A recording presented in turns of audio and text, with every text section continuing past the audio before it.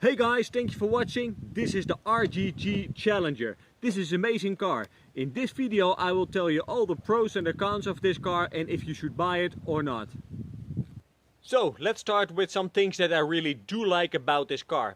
I like all the details they have added to the body. So like the little yellow LEDs inside the light buckets, the mirrors, the bumper, the backside. I really like the appearance of this car.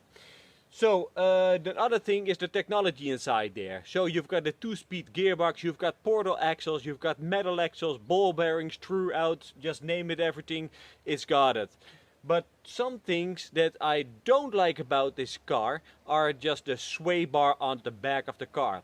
So let me show you what it is. Here on the back side of the car you will have just your normal suspension over here, but you will have an extra sway bar around here that will give you some more stability on the car itself. But to my opinion, on a crawler car that is not necessary, and I am going to remove that in a future video.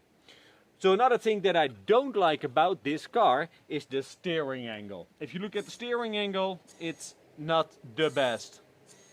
So I have looked at how everything is mounted, and you can improve the steering angle by just use a slightly longer servo horn. So we are going also to change that in a future video. Another thing that I really don't like is the ESC they have used. I understand why they used it, because it's a very cheap one. It's the 1060 from Hobby Wing, but in a crawler car it is not capable enough to overcome all obstacles, and that's due to the low modulation. So for example, when you're using the drag brake works fine. But when you just give it just a tiny bit of throttle, it just goes. You do not have a very low modulation. And I really would like to that they have used a different ESC.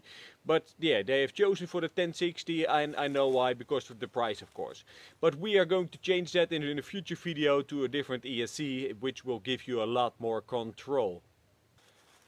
Also, when you look at the transmitter, it's telling you that you have got 8 channels, but in the fact it is not 8 channels. Because if you look at the 2 channels for your winch, you've got channel 3 and channel 4 over here. So one is to lead the cable out and the one is to lead the cable in. But on the receiver box inside the car, when you switch the cable from channel 3 into 4, those 2 buttons work exactly the same. So the channel 3 and channel 4 are a combined channel, so they are not separate channels.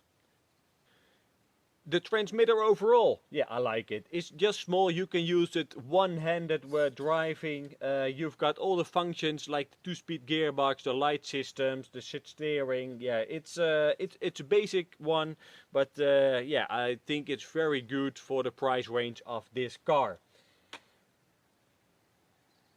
Should you buy this car? Well, for the money it's around $450–500 or euros. I think it's a very capable car. There are some things that you should change to the car to make it very capable, but put that aside and then you will have a very capable car, and I think you can have a lot of fun with it.